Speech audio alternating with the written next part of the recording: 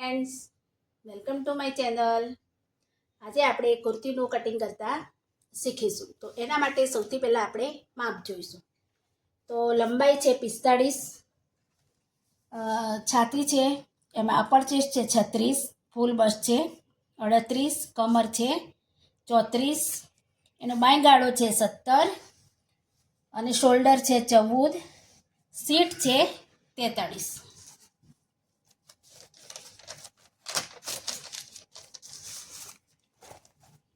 આ રીતે છે.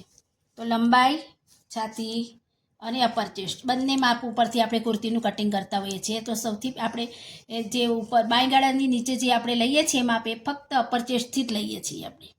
પછી કમર 34 છે અને આ જે બાંયગાળો છે એ 17 છે. પછી બાયનું જ્યારે પણ આપણે કટિંગ કરતા હોય ત્યારે એમાં આમ પણ માપ જોઈએ. એમાં બાય લંબાઈ પણ જોઈએ, બાયસેપ પણ જોઈએ અને એની જે મોરી હોય એ પણ જોઈએ. આટલા માપ જોઈએ. હવે શોલ્ડર છે 14 અને સીટ એ 43 છે. હવે જેટલાથી આપણે કટ આપવાનો હોય એ પણ આપણે કસ્ટમરને પૂછવાનું કે કેટલાથી કેટલો કટ આપવો છે. તો એ કટ મારે અહીંયા 19 ઇંચ ઉપર આપવાનું છે, એ પણ મેં લખેલું છે. તો આ રીતે આપણે પહેલાં માપ લખી લેવાનું. તો ચલો શરૂઆત કરીએ. હવે જે પણ કાપડ છે એમાં સીટ જેટલી પણ છે, આમાં અમારી સીટ 43 છે. તો એમાં તમે આપણે બે ઇંચ કરી તમે ઉમેરી અને એનો ચોથો ભાગ કરી અને લઈ લેવાનો. હવે મારે સીટ 43 છે તો હું 11 ઇંચ અહીંયા રાખીશ. એક ઉમેરું તો 44. તો એનાથી પણ 1 ઇંચ મેં વધારે લીધું છે. તો મેં અહીંયા આ રીતે માપી લેવાનું. જ્યારે કાપડનું આપણે કટિંગ કરતા હોય તો અહીંયા જુઓ 12.5 ઇંચનું મેં આ પટ્ટી કાપી છે આ રીતે. એટલે જે આપણે જે કટિંગ હોય કાપડનું એને આપણે વાળી અને જે પણ આપણે માપ લેવાનું હોય માપ લઈને આ રીતે વાળી દેવાનું પહેલાં અને એટલું કાપી દેવાનું. એનાથી શું થાય કે આપણને અહીંયા કટિંગ કરવામાં સહેલું પડે. તો આ રીતે મેં એ રીતે લંબાઈ માપી અને કાપી લીધું છે.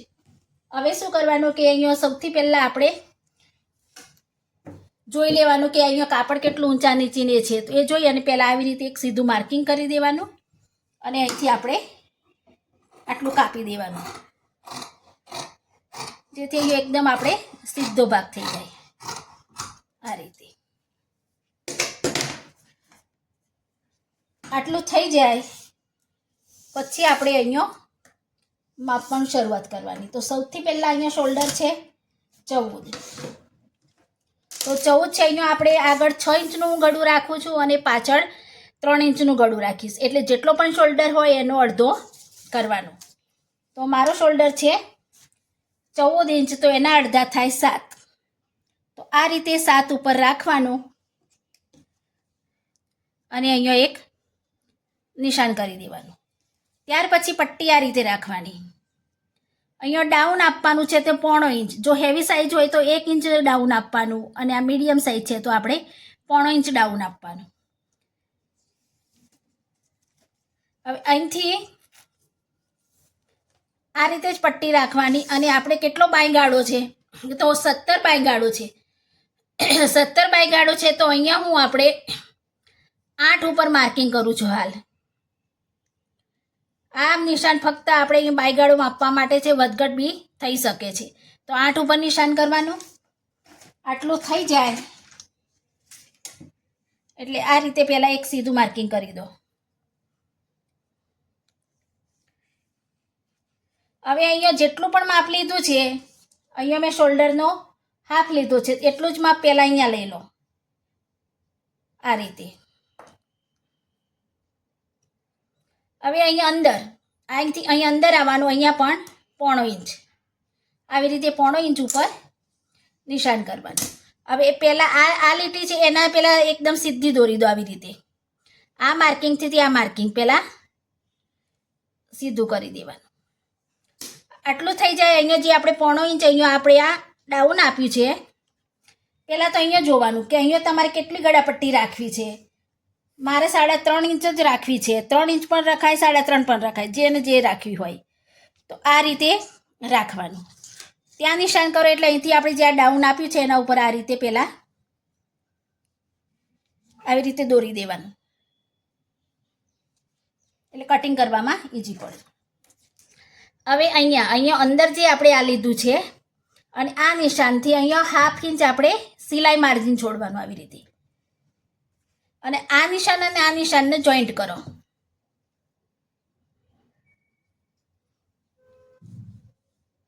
આવી રીતે. હવે આ જે અહીંયા ક્રોસ ચોકડી પડે છે અહીંથી જ આપણે બાયગાળાનો શેપ આપવાનો છે. એના પહેલાં અહીંયા હવે આપણે લેવાનું અપર ચેસ્ટ. તો અપર ચેસ્ટ છે 36, તો એમાં 3 ઉમેરવાનું. જે પણ આપણે બોડી મેઝરમેન્ટ લીધું હોય એમાં આપણે અપર ચેસ્ટમાં 3 ઇંચ ઉમેરવાના.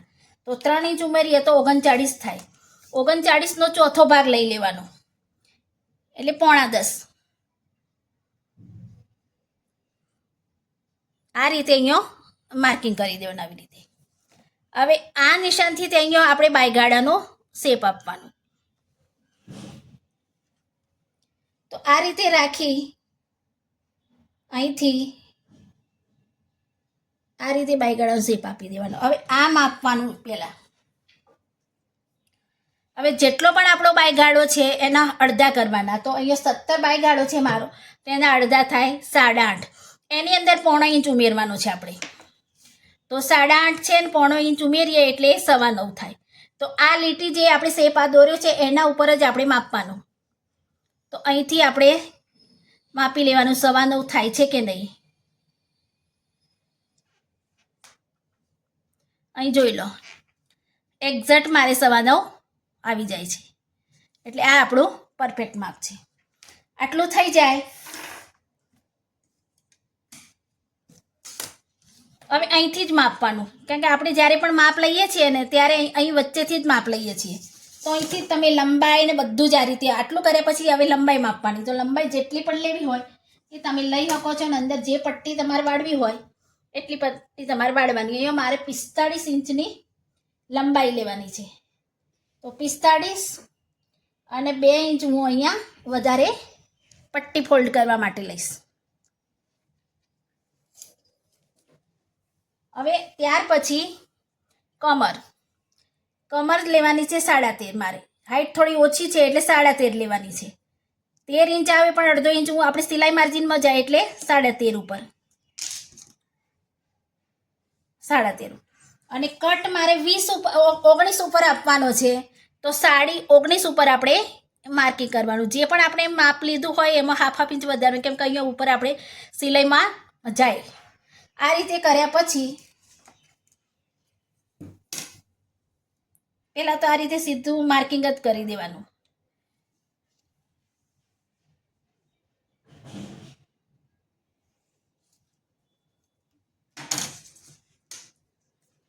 હવે કમર છે 34 છે, એમાં હું 2 ઇંચ ઉમેરીશ. જો થોડુંક વધારે લૂઝ જોઈતું હોય તો 3 ઇંચ ઉમેરી શકો છો. 3 ઇંચ ઉમેરો તો પાછળ ડાર્ટ્સ ફરજિયાત લેવાના 2. 34 છે તો એના અડધા થાય 17 ના અડધા થાય 8.5. તો અહીંયા આપણે 34માં 2 ઉમેરીએ તો 36 થાય, અને એના આપણે અહીંયા અડધા કરીએ તો 9 આવશે, ચોથો ભાગ. આ રીતે. અને અહીંયા આપણે સીટ છે 43. તો 43માં તમે એક ઉમેરવો હોય તો ઉમેરી શકો છો, ના ઉમેરો તો પણ ચાલે. તો 43ના અડધા થાય, ચોથો ભાગ થાય 10.5. તો આ રીતે 10.5 ઉપર. અને અહીંયા આપણે 10.5 લીધા છે તો એનો અડધો ઇંચ પણ અહીંયા આપણે વધારે લેવાનું.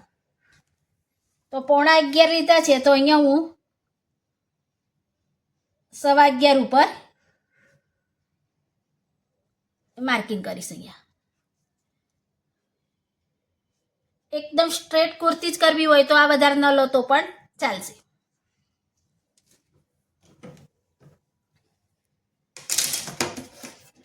હવે આ રીતે આ ટાઈપની સ્કેલ હોય તો લઈ લેવાની, ને 10 કીધું દોર માર્કિંગ કરી દેવાનું. તો આ રીતે રાખવાનું અને આ રીતે નિશાન કરી દેવાનું. હવે અહીંયા આ થોડી ચાંચ જેવું લાગતું હોય તો એને આ રીતે આપણે શેપ આપી દેવાનું ગોળમાં.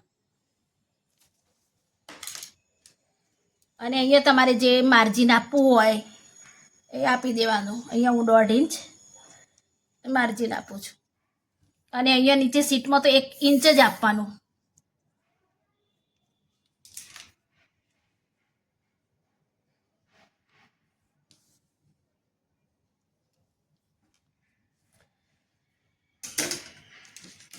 હવે આ નિશાનથી આવી રીતે પટ્ટી રાખો અને આ રીતે આપણે રાખી અને માર્કિંગ કરી દેવાનું.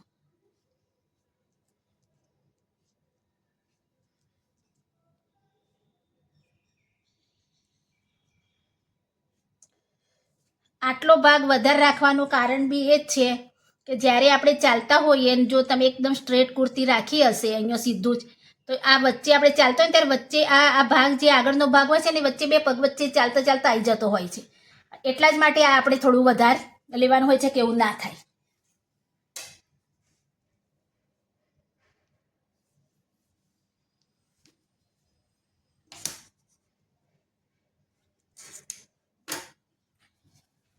હવે અહીંયા આ ભાગ જે છે એ આપણે આગળના ભાગનું થયું. હવે એ પાછળના ભાગનું કટિંગ આપણે જે બાયગાળાનો શેપ આપવાનો છે તો અહીંયા તમારે પહેલાં 1 થી 1.25 ઇંચની બહુ જ હેવી બોડી હોય ને તો 1.5 ઇંચ એટલું આગળ વધારવાનું. તો અહીંયા 1 ઇંચ હું વધારું છું.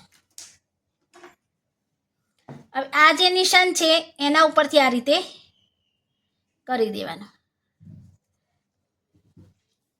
અને અહીંથી શેપ આવી રીતે આપી દેવાનું. હવે અહીંયા આપણે 9.25 હતા ને તો અહીંયા 9.25 જે આ છે એ આ નિશાન ઉપર 9.25 રાખવાના અને આપણે આ જે નિશાન કર્યું છે એના ઉપર આ રીતે માપવાનું. અહીંયા જોઈ લો 17 આપણો બાયગાળો છે અને આ 1/2 ઇંચ જે છે એ આપણું સિલાઈ માર્જિન. તો આપણો બાયગાળો પૂરો કમ્પ્લીટ થઈ ગયો. આ બાયગાળો પૂરો થવો જ જોઈએ. તો આ રીતે આપણે કુર્તીનું કટિંગ કરી દેના. પરફેક્ટ કુર્તીનું માપ તમારું થશે. ક્યાંય અહીંયા કંઈ પણ ક્રીઝ બી નહીં આવે અને કંઈ પણ એકદમ સરસ આવશે. આગળ કુર્તી પણ નથી આવી જતી ને પાછળ બી કંઈ નથી જતી રહેતું ને એકદમ સરસ થાય છે. તો અહીંયા આપણે હવે કટિંગ કરીએ. તો કટિંગ કરતાં પહેલાં આપણે આ આગળના આ જે છે એ પહેલાં નિશાન કટિંગ કરવાનું.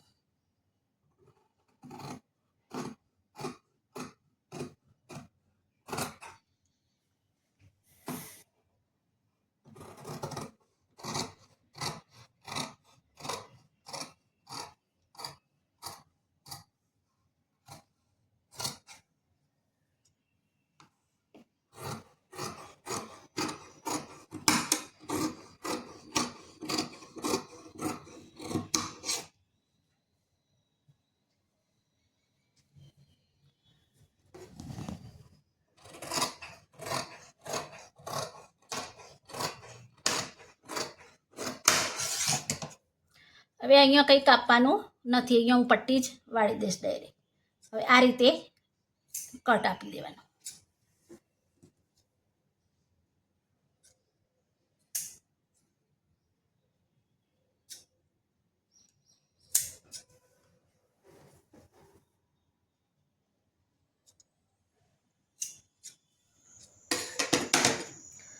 હવે આ જે નીચેનો ભાગ છે એ આવી રીતે કાઢી દેવાનો અને આ રાખવાનું અને આપણે હવે અહીંયા અંદરના ભાગનું કટિંગ કરી દેવાનું.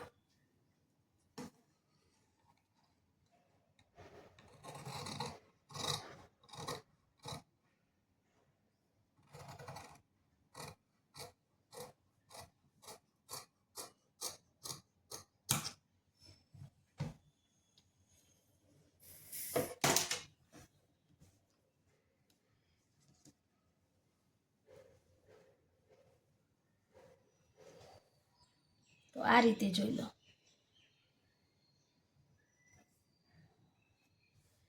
આ રીતે કુર્તીનું કટિંગ કરવાનું.